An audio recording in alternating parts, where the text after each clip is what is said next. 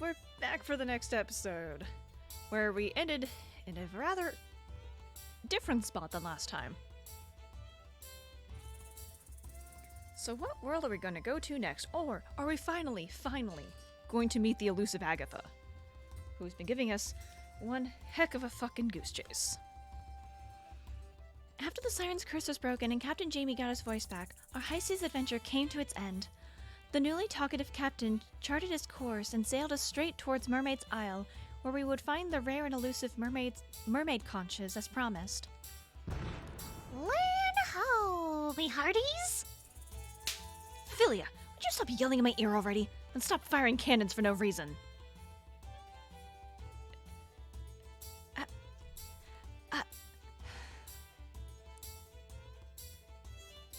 Okay. There's a lot of logical issues with what is happening right now, but I'm going to move past it. Not to mention, you sound absolutely ridiculous. What was that, you scurvy sea dog? I can't hear ya. Yo-ho-ho, a pirate's life for me. Great witches and wizards, grant me strength not to drown her. As the ship breaks through the misty haze, a small emerald island comes into view, shining brilliantly amidst the sparkling blue sea. Sail ho! Now approaching Mermaid's Isle. Gather your belongings, you two. I believe this is your stop. The captain winks down at us from the helm as he steers us toward land. Aye aye, Captain! Look, Aslan! There it is! I tug on Aslan's sleeve and beam as we coast up toward the pristine shoreline. Yes, it certainly boasts quite a spectacular view, doesn't it? A most fitting end for this high seas adventure.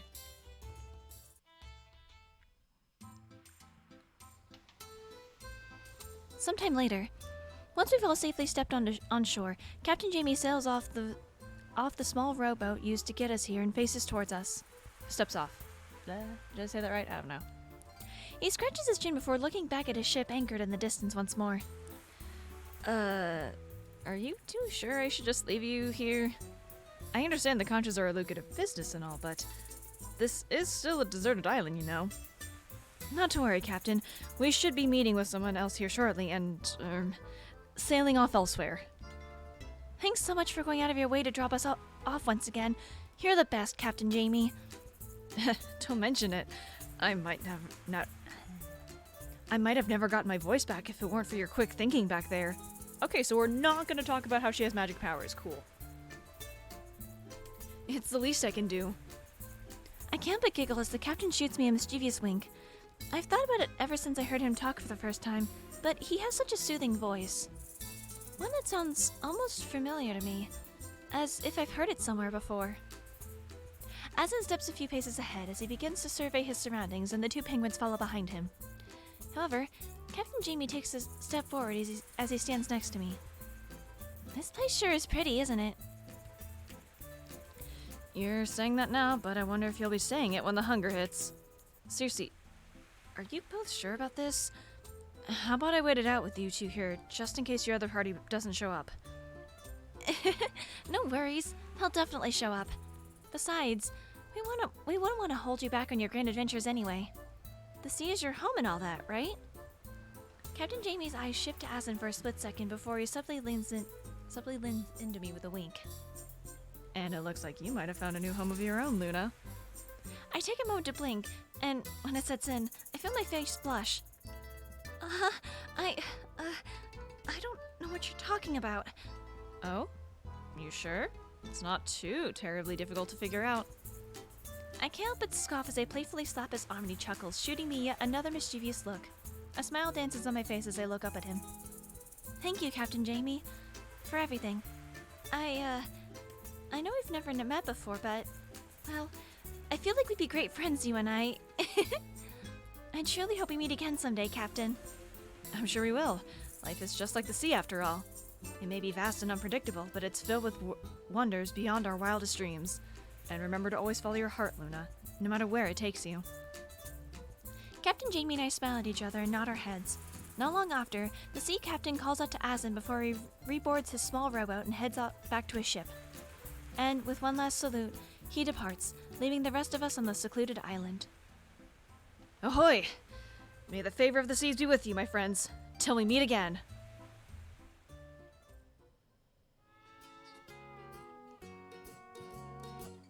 Sometime later, once Captain Jamie left, it wasn't hard for us to find the conches that we were looking for. After walking for a bit along the shoreline, we came across a whole beach of them half sunken and glittering brilliantly in the sand. Whoa! Check it out, Luna! You really can hear the ocean from one of these things! Oh, really? It definitely wouldn't happen to be because we're standing right next to it, right? Gosh, Marlo! You are the worst unromantic penguin ever! Rude.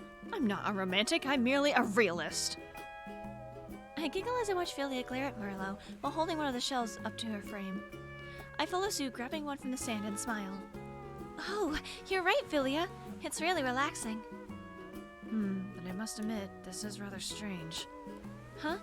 What's wrong, Aslan? I turn at Aslan's confused tone and see him staring past the beach with a pensive look on his face. Oh, it's nothing concerning, it's just, well, I don't sense my grandmother's presence here at all. Although, I'm sure this must be the correct location, but... Yes, I can confirm that as well. Master Agatha has not taken any measures to conceal her presence thus far, and yet I cannot sense her in the area at all either. Yeah, same here. You think she got lost or something? I mean, we did poof into the middle of a storm on a tiny ship. There's no telling where she ended up. Wait, could that mean we might have beat her to it this time? Did we actually get her first? Perhaps that could be the case. But in the meantime, it's probably best to wait here for some time, just in case. Cool! That means we're gonna have time to explore then, right? Come on, Luna. Oh, haha. Come on, Luna. Shake a leg, girl. It's time to check this place out. Now hold on a minute, you troublemakers. Might I need to remind you both the last time you two were alone? Hey, I've learned from last time, all right? Also, that won't happen again since we have you guys around. Right, Aslan? I flash the wizard a smile and take his hand. Oh, right. I swear I see a light dust of pink on his cheeks as I peer up. Before I can think on it, Philia's voice rings out from beside me as she turns over to Merlot. Yeah, Marlo. You'll come too, right? You're not gonna leave me all alone, are you? Philly seems to shoot Merlot her best baby doll eyes, and I can't help but grin to myself as I watch the blue penguin puff up his chest proudly with pink cheeks. Even if I did leave you alone, you just find yourself in trouble. So I'd best accompany you, for all our sakes. Oh? For all our sakes, he says? Could it be you have feelings for me, Perlo? Me? Have feelings for you? Not in this lifetime. Aw, are you being shy? Is that a blush I see? I take everything back. You can get eaten by a snake for all I care. I feel a painful twinge in my heart as I watch the two penguins bickering as they always do. Once I finally get home, I'm really gonna miss this.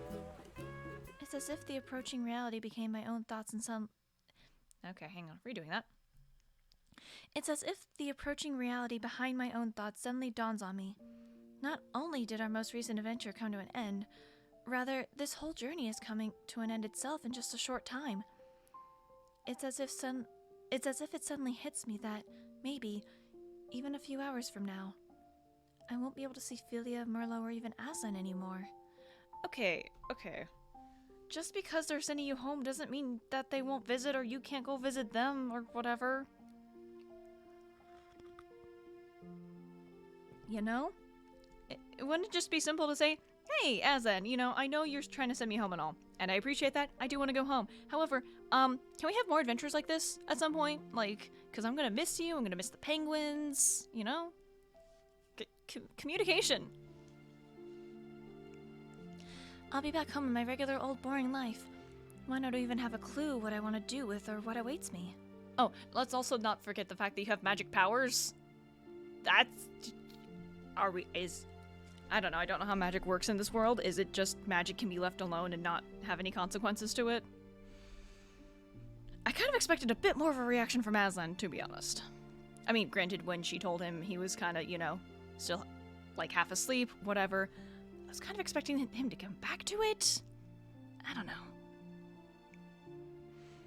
The conflict in my heart must have shown in my expression as I noticed Aslan slightly peering over. Luna, is everything alright? Of course! Hey, let's get going.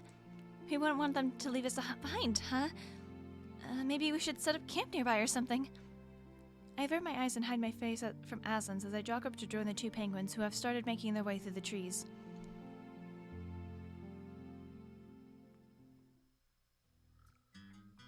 A short time later, as we venture out of the small forest around us, we spot tall, exotic-looking trees with bright yellow fruit hanging high from above. Oh, this looks tasty, and I'm starving. I laugh as Philia instantly begins shaking the tree like crazy, sending fruit raining down below. She grabs the largest one she can find and practically shoves the whole thing in her beak when... There you go again, eating random things hanging off of random trees. Never stopping to consider whether they might be poison.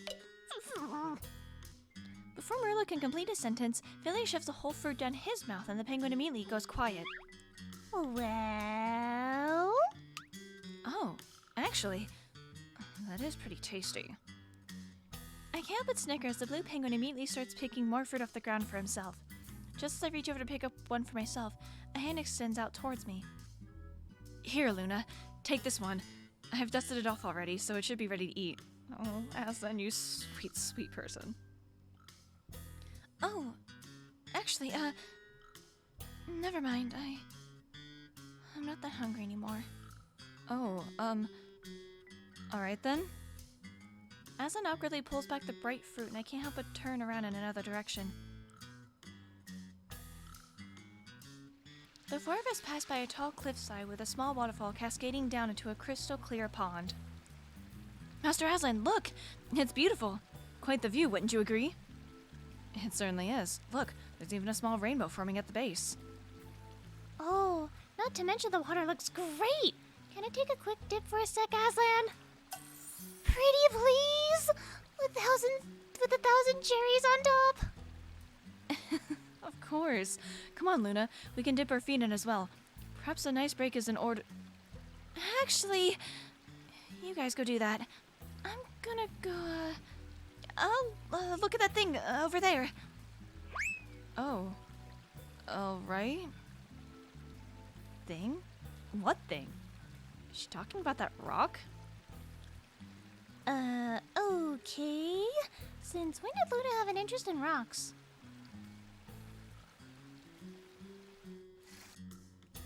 Okay, also, Luna, if this is going to be your last time being with them, then maybe be with them. I know you're sad, but be with them.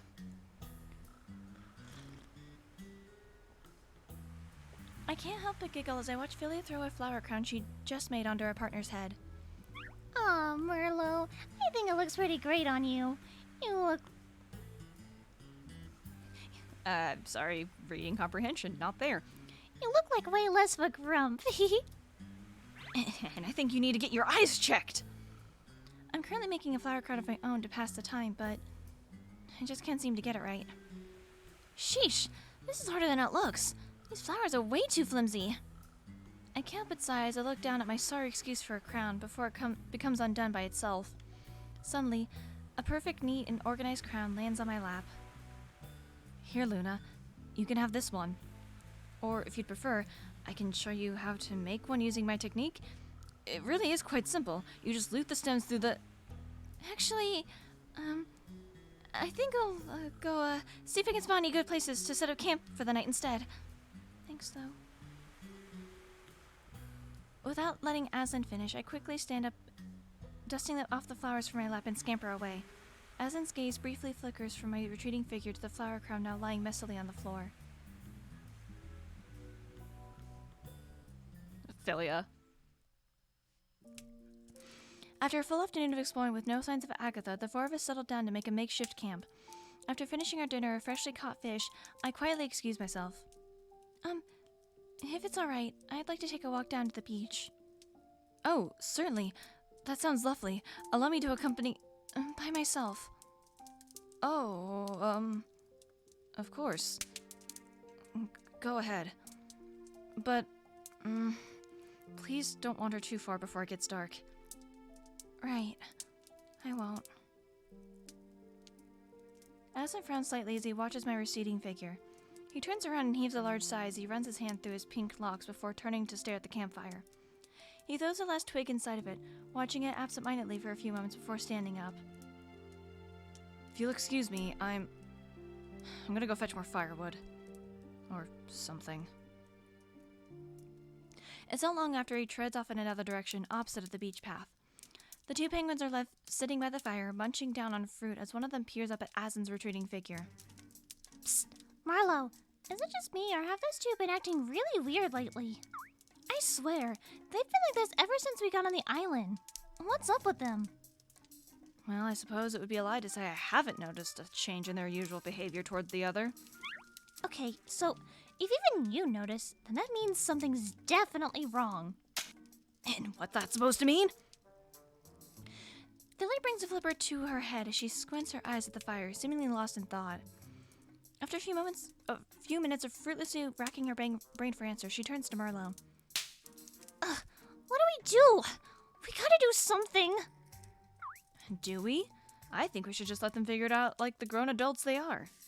It's their problem, not ours. Therefore, they should communicate effectively and figure it out together.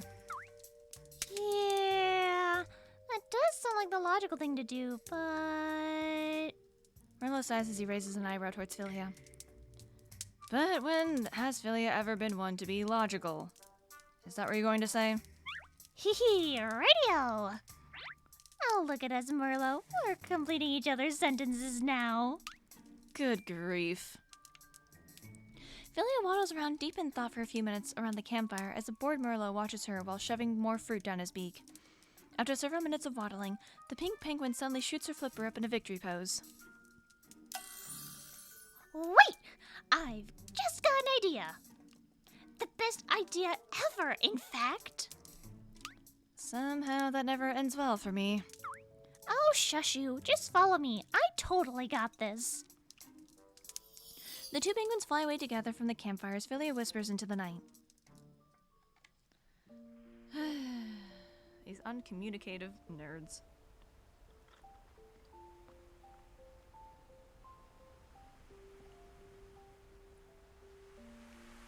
Once I'm sure I'm out of sight, I take a seat in the warm sand facing the ocean.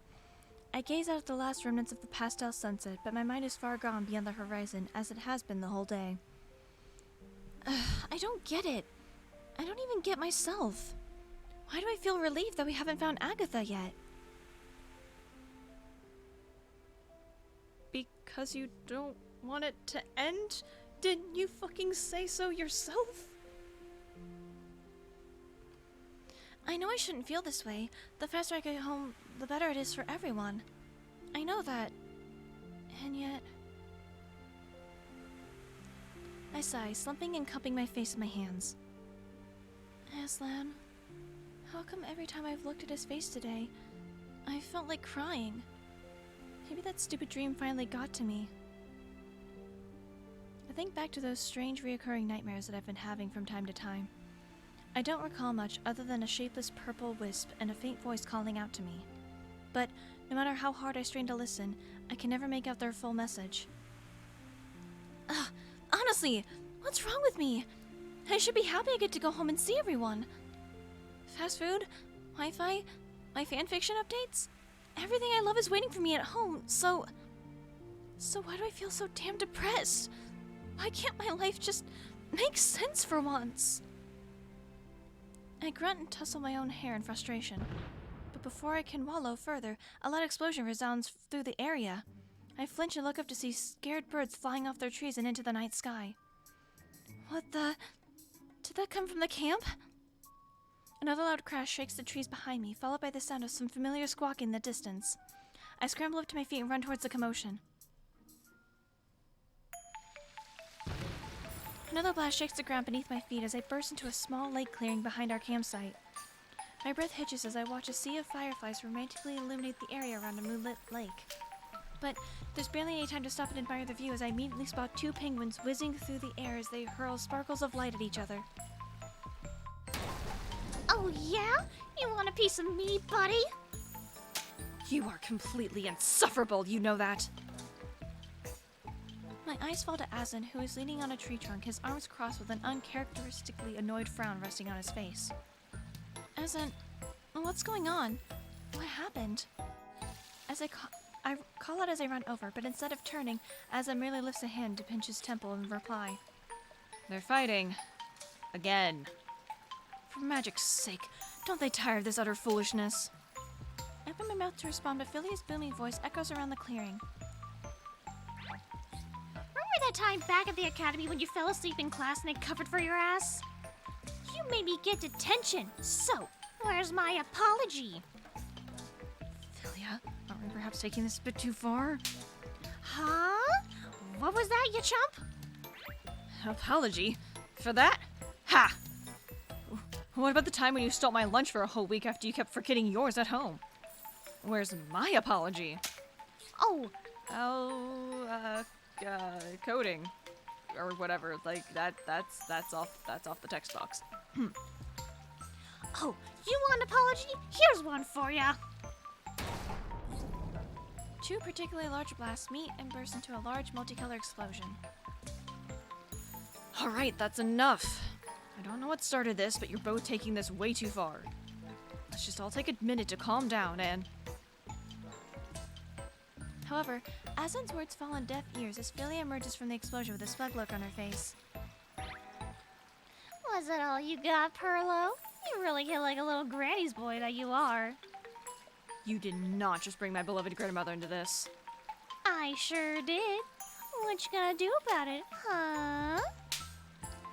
Go running to her in tears again like you did the one time when I ate the last sardine? Coward! Oh, now you asked for it. Feel my wrath. Bring it on! Take this! Aslan lets out a heavy sigh and walks out with his own palms extended toward the penguins. I said that's enough! Both of you. Hold on, Aslan. Wait! I yell just a second too late as pink and blue blasts of light hurl towards Aslan and hit him square in the chest. I hear two large audible gasps as Philia and Merlot turn to face him, pale as ghosts. Oh shit. Master! Are you okay? Oh, you have got to be kidding me. Oh no. Aslan doesn't get to finish his sentence before his whole body bursts into light and smoke. And a second later, all that's left where the man once stood is a small pink frog sitting in the grass looking thoroughly unimpressed. Rivet. Aslan! Oh shit! We messed up! We messed up big time! Philia, look what you did, you goddamn lunatic! I didn't mean to. It really wasn't supposed to go this far, I swear. Wait, Master, I got to taught me this spell. I'm pretty sure I remember how to undo it. Just give me a second. Think faster, you bird brain. I'll turn you into a worm and feed you to the seagulls. The penguins squabbling above me fell on deaf ears and I've gone into complete panic mode. Rushing over and quickly scooping up the little pink frog up, I whip my head around frantically before I look down and practically scream into my hands. Aslan, is that you? Can you hear me? Holy shit! I mean, water! Frogs need water, right? Oh my god! I run to the lake's edge, but I'm still not sure whether to drop him in or not as he helplessly looks up at me from my palms. Luna, wait, it's okay. I remember this spell now. He'll turn back to normal in just a minute.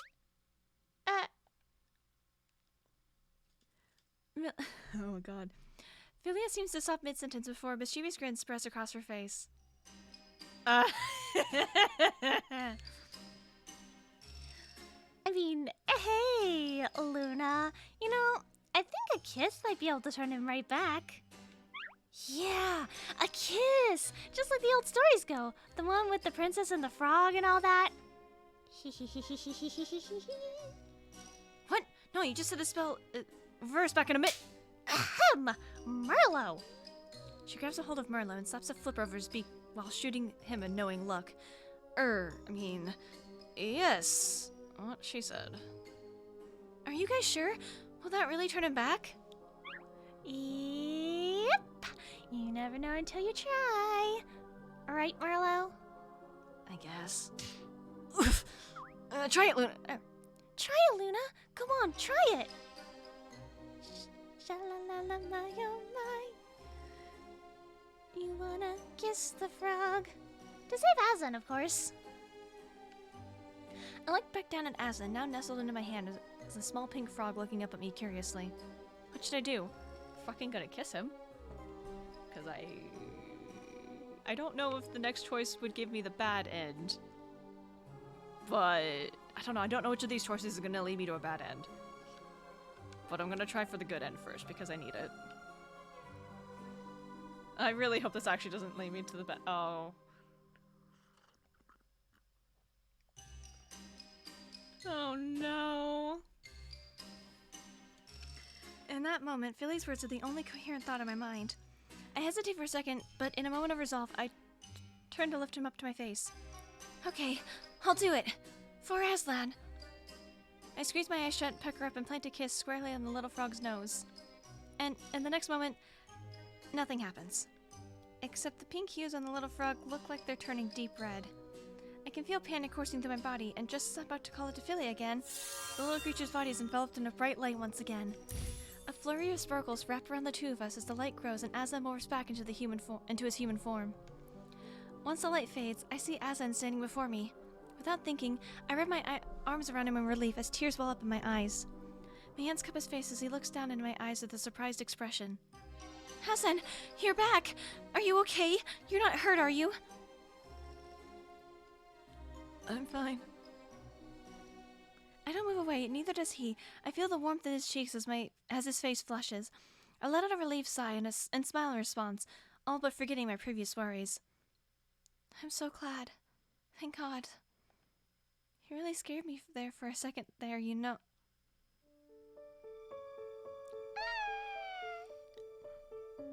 And without another word, Aslan suddenly wraps his arms around my waist and leans down to capture my lips in another kiss.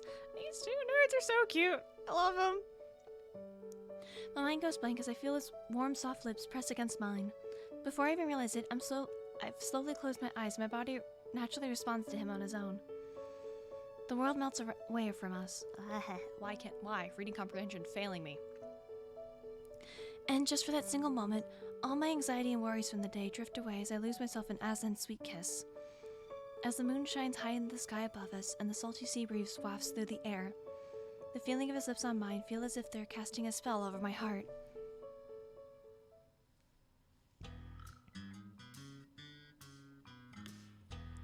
The next morning. The rest of the night was a hazy blur.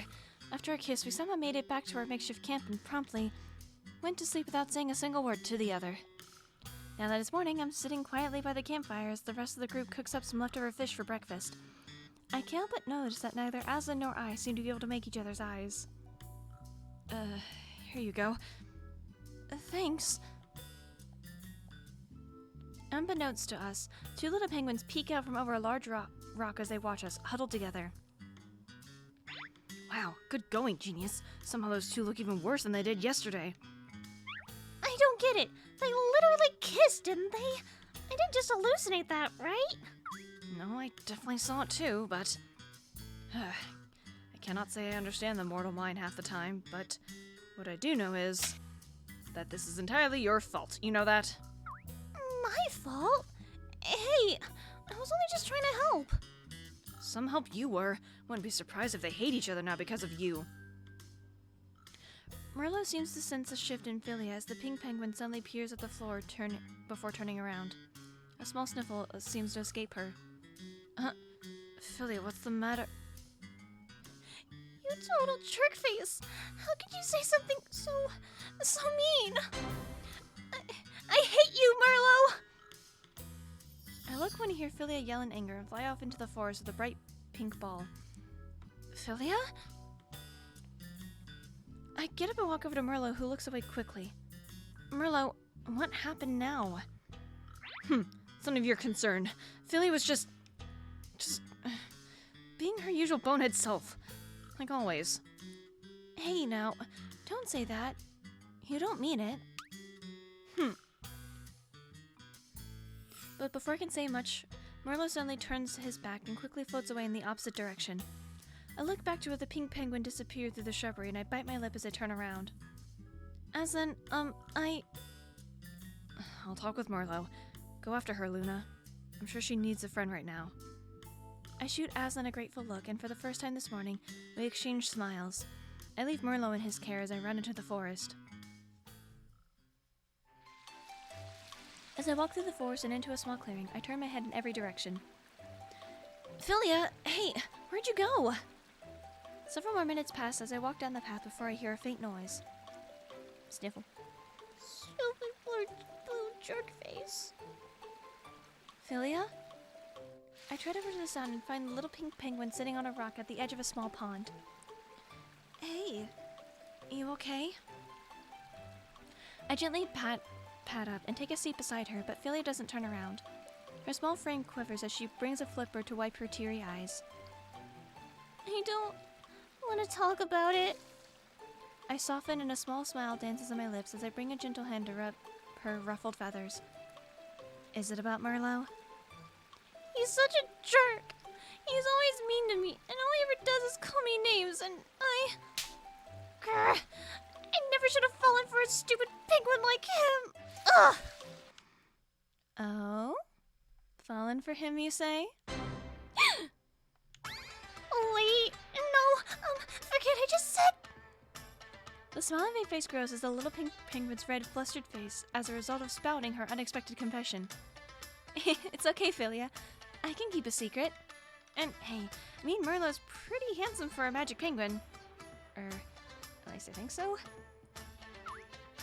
His face is stupid looking. Philia retorts and crosses her arms, but the blush doesn't leave her face. I can't help but chuckle as I gently grab her and place her in my lap before shooting her a smile.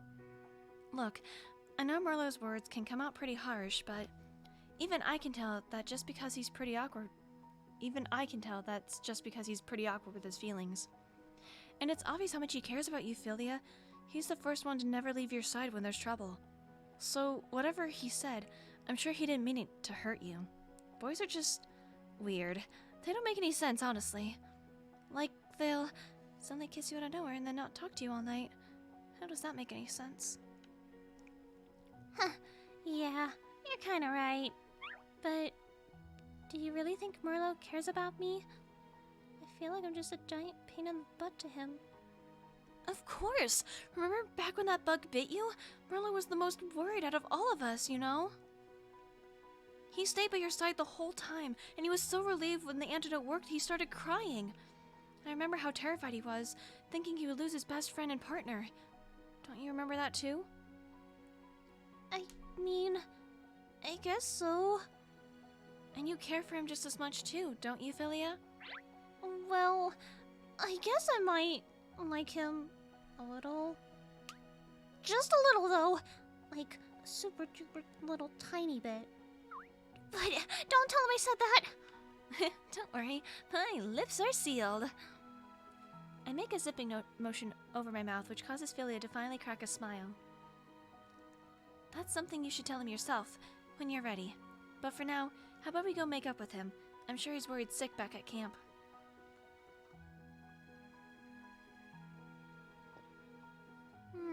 Okay.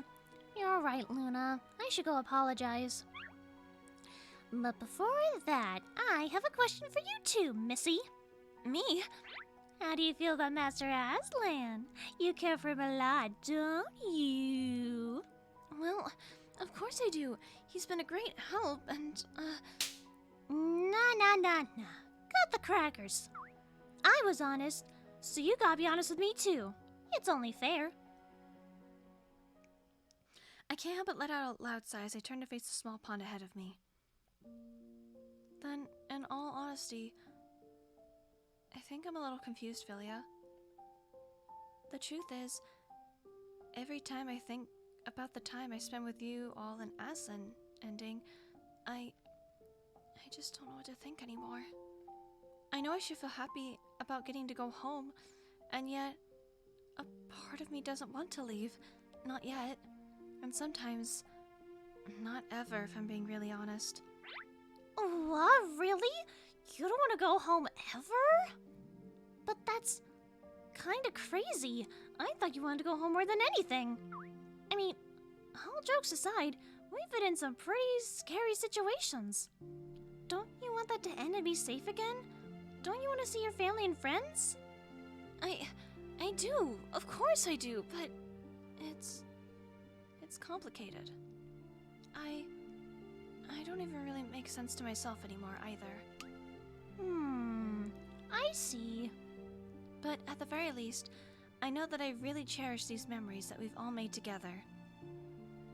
Despite all the scariness and the mishaps, they've honestly been some of the happiest, most exciting times I can remember.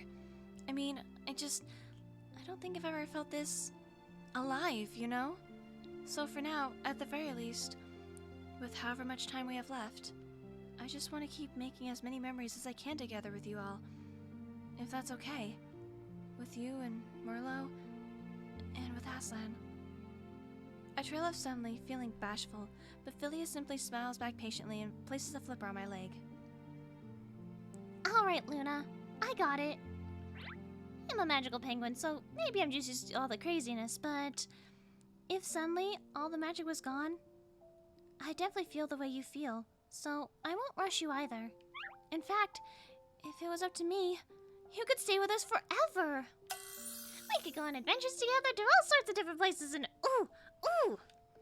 I could totally show you all the crazy magic spells. It would be so much fun. I mean, that's definitely not up to me though, but you. You know what I'm saying? You get what I'm saying? I can't but stare at Philia dumbfounded as she looks at me with a sheepish expression. I can feel my heart throb as I suddenly bring my arms around her in a tight hug, smiling against her as tears sting my eyes. I do, and it means the world to me. Thank you, Philia. Aw, shucks. Don't cry, Luna. You'll make me cry. You're the coolest, nicest human Philia's ever met. I really, really like you.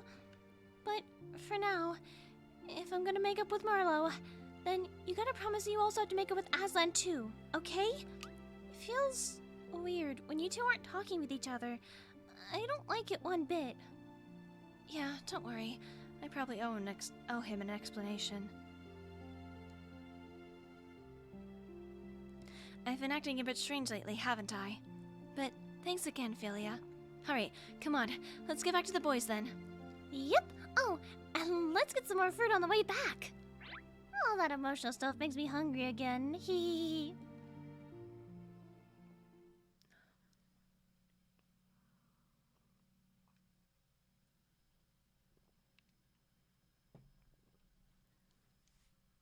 Sorry, taking a drink. Once we get back to camp, we find Merlot alone. He tells us that after their talk, Aslan went back to the beach with the conches to wait for Master Agatha. Philly and I exchange glances. She nods, and I give her a subtle thumbs up in encouragement before I leave the two penguins behind in search of the wizard.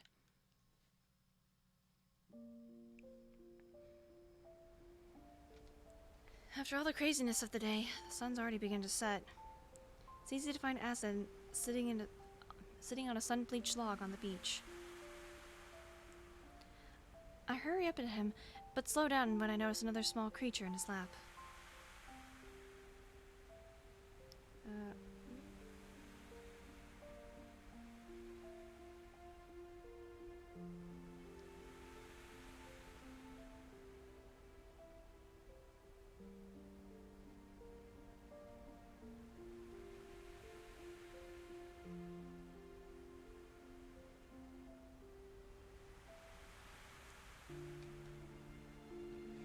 I watch as a faint green glow fades from Aslan's palm, and a little bird on his lap flaps its wings slightly as if testing them out.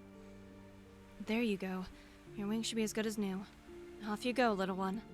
After a second, the bird seems to look up at him and tilts its head.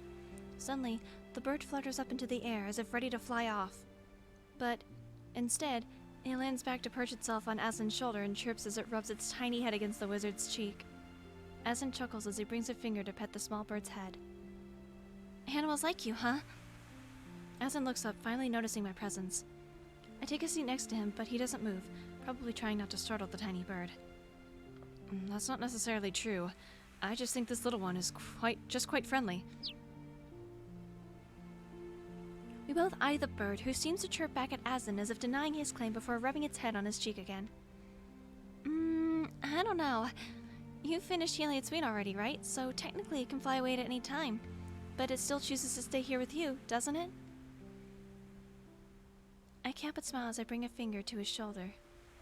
The bird seems to look at me curiously before hopping over and rubs its head against my finger, earning a smile out of me. After a few moments, it's as if the bird turns around to bid us both goodbye before spreading its wings and flying away into the distance. As I watch the little bird get smaller and smaller, I can't help but look down at my hands. Aslan, I'm sorry for how I was acting. It's alright, Luna. I should be the one to apologize. No, you have nothing to apologize for, really. Honestly, I've been wanting to tell you how grateful I am again. For everything. I might have said this before, but I really mean it. If you weren't with me, doing everything in your power to help me, then I really don't know what I'd do. It's hard for me to look him in the eyes. Aslan reaches out to gently brush away some strands of hair from the side of my face. I feel my face beginning to heat up under the depths of his emerald gaze. If anyone's grateful, it's me, Luna. Despite everything that has happened, despite all the dangers I've put you through, you've never once lost faith in me. This might be a bit selfish of me to say, but I'm quite glad that you stumbled through my portal that day. Aslan, I don't think that's selfish to say at all. I can feel Aslan's kind gaze on me, but I still can't bring myself to face him directly. Instead, Oh no! Oh no, it's choices! Oh no, choices!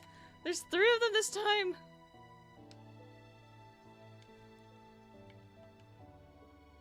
Fuck!